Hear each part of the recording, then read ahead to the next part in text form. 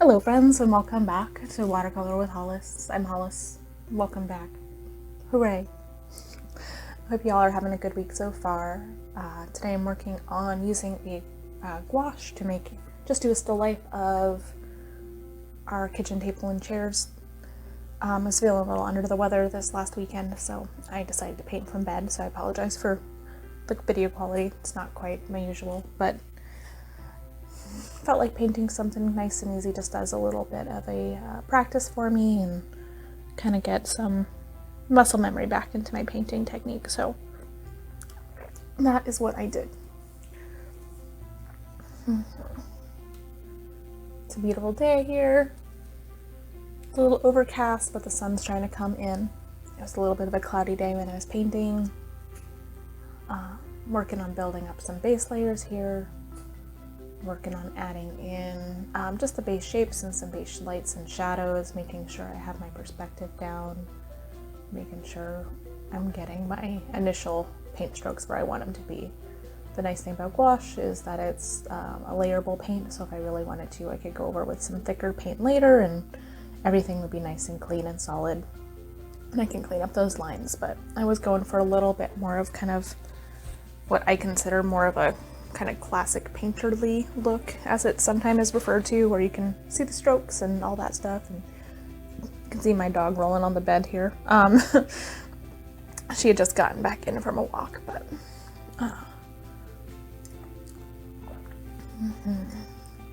yeah.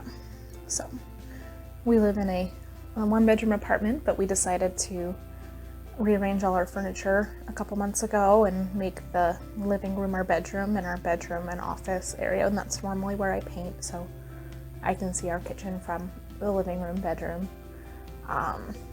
which is nice because it means I can listen and hang out with my husband when he's cooking if I'm not feeling well, or vice versa if he's not feeling well. But then we also have the opportunity to go into separate rooms and work on projects or do other things if we need to.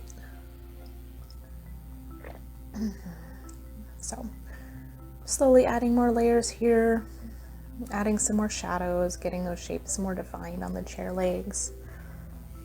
These are kind of funky chairs, so we got them for free. We found them on like the side of the road. We're pretty sure they were from an office. Don't worry, they were clean. We didn't pick up some weird chairs, but yeah, we like them. We normally had just some folding chairs before we picked these guys up, but they work pretty well and they're nice and comfortable. We have a lot of like multi-purpose room furniture setups in our house, so this way we can work at the kitchen table if we need to, or I can edit videos at the table if my husband wants to use the office, and vice versa. The office is where I have my giant painting table set up, and that's usually where I work when I'm doing paintings, but every now and then it's nice to just kind of hang out and zone out and do a still life study like this one. Kind of force myself to pay attention to perspective and pay attention to light and shadow in ways that I don't normally do with my other types of painting, because usually I just kind of eyeball it in free form and just kind of pull imagery out of my head as opposed to working from real life. So something a little bit different. I'm drinking some nice tea today. It's a smoky tea. I think it's kind of a blend of some sort. I don't know. It was a gift from one of my friends and I really enjoy it. But I'm sure you're hearing me slurp on that here and there. So right now I'm just adding a little bit more light on that back wall in our kitchen.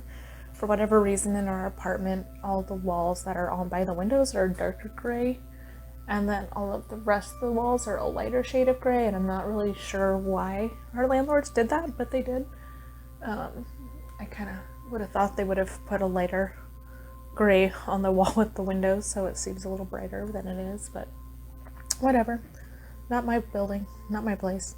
I don't have to worry about it. I can't paint over it anyway, so. Yeah.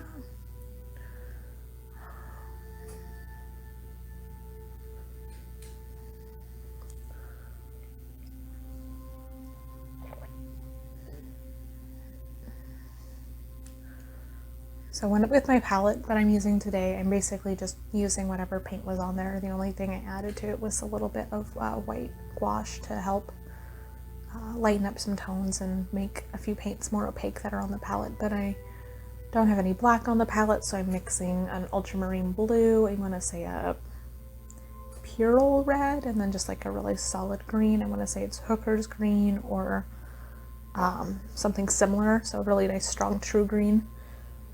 Just using that to create my darker shades, and then mixing in a little bit of white or a little bit more yellow here and there if I need to reflect the arms and legs of the chair.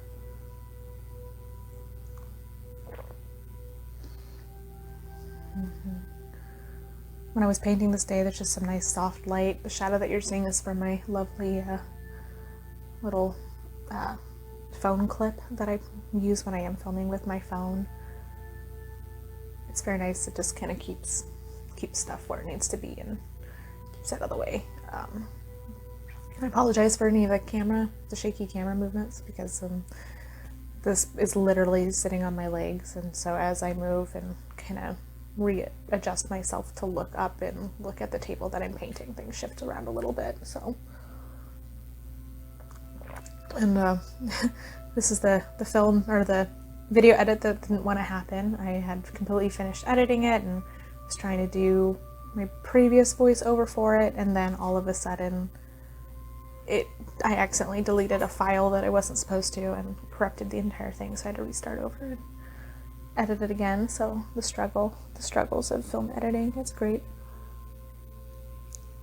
I mean, luckily I still had all the original files, but you know, it's just frustrating when you get to a point where you're happy with it and then you have to start all over again. So I gave myself a full day before I re-edited it. So that's where I'm at.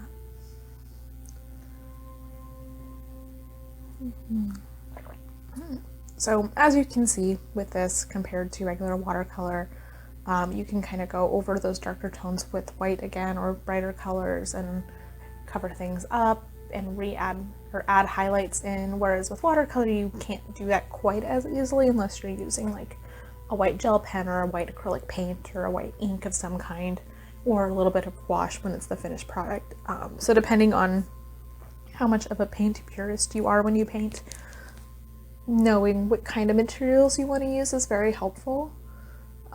So with this painting, because it is gouache, I started with that nice golden tone because I wanted to do a couple things. I wanted to create a nice even tonal range. I wanted to make sure all my colors tied together at the end, and then on top of that, it made it a little easier for me to really know when I put paint down and where I put paint down. So that way, as I'm adding light and shadow, I have a little bit more creative freedom as to the tone I want the whole painting to be, whether I want to make the entire end painting being more of a cool tone or more of a warm tone. Just adding some more highlights here. Just whiting out at more areas of the window where the light was coming in. There's a good amount of light being blocked by the curtain, so it was kind of a nice interesting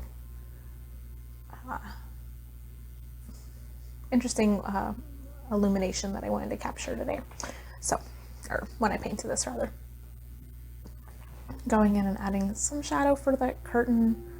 It's kind of an off white cream color, but you can't really tell. So the nice thing about painting is you can kind of paint things how you want, whether they're incredibly realistic to how things are in real life or not. Means you can leave details out or add details in and just kind of edit as you go and omit things. So in this case, I did not paint the piles of paper that I need to put away that were on my table, so you're welcome. So here I'm just adding a little bit more shadow on this back wall because I think I wanted it to be a little darker than it was. One thing to remember when you are painting and working with more opaque paints, and even with watercolor, is that darker colors, more intense hues, sometimes they do tend to dry a little on the lighter side than you anticipate they will, so you might have to go back in and add more depth or add more highlight. And light colors, they will occasionally they tend to dry a little on the darker side than they go on, so kind of have to pay attention to that. So it's kind of important to make sure things are mostly dry before you kind of add finishing touches and things. So here I'm going in, adding a little bit more of a golden shadow because the wood on the arms and the legs of these chairs is a little bit more of a yellow tone, and I don't want it to be completely lost with the shadows. I'm just kind of going in, redefining those lines where I want them to be, giving a little bit more depth here and there.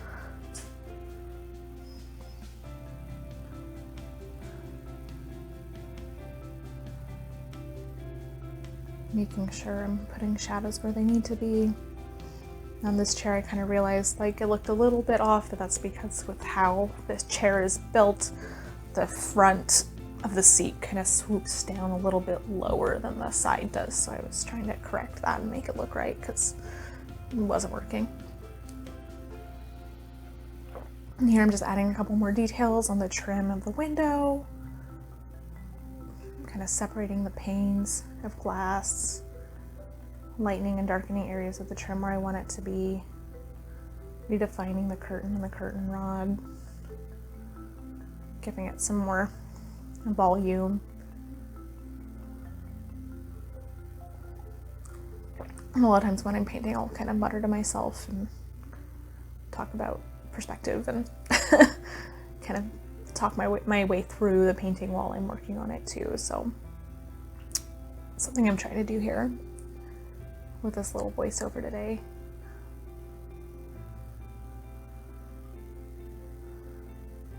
So one of the reasons I kind of got into videoing and recording my painting process is that way I have a reference point when I go back, so I can look at it and see what is going on and kind of re-teach myself or relearn my process, make sure I'm liking what I do, or try to remember how I did certain things, because sometimes I just wing it, and then at the end of the painting or when I get to painting again, I'm like, how did I do that? So I'm hoping this is helpful for you as well to kind of pick up some ways of holding brushes and ways of moving the brushes, because with this entire painting so far I've literally just used this one flat brush until this point where I'm going in with a little bit of a finer, I think it's a number 1 or number 2 paintbrush, and it's just a really nice thin brush to get some nice detailed line work in, to help accentuate light and shadow and where different details are on pieces of furniture, and add some more subtle highlights and shadows.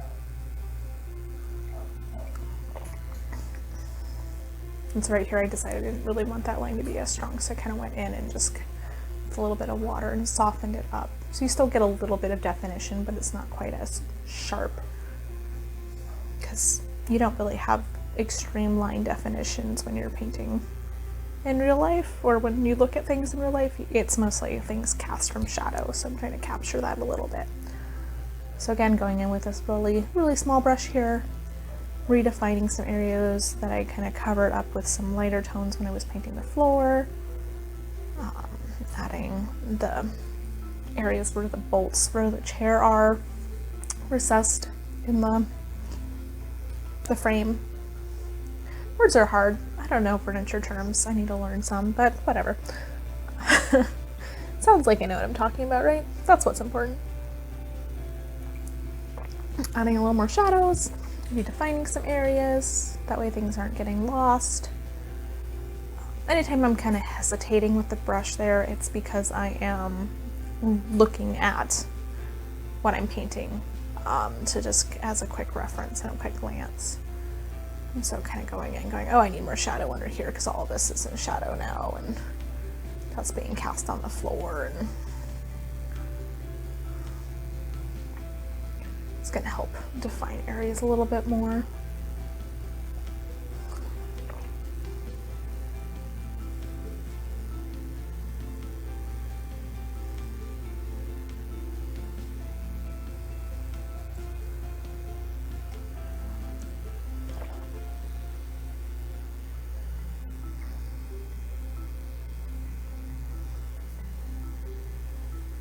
doing all these little fiddly bits can be a lot of fun, but sometimes it can be frustrating depending on the size of the painting that you're working on. When my husband saw the finished painting of this, he was like, oh, this doesn't look like your normal style, but this is more kind of the style I did when I was in school and studying art, just to kind of really understand shape and perspective and silhouette, and understanding how to use the paint and how to structure things within a drawing. And then sometimes I forget when I'm actually painting, and that's fun, but that's what artistic license is for, right? So now I'm just going in with a little bit more of a golden hue just to warm up the tone of the wood, give it a little bit more life and vibrancy, and help keep those colors in balance, because it's going to pop really nicely against those shadows, make things stand out a little bit more. Going in and adding some highlight here.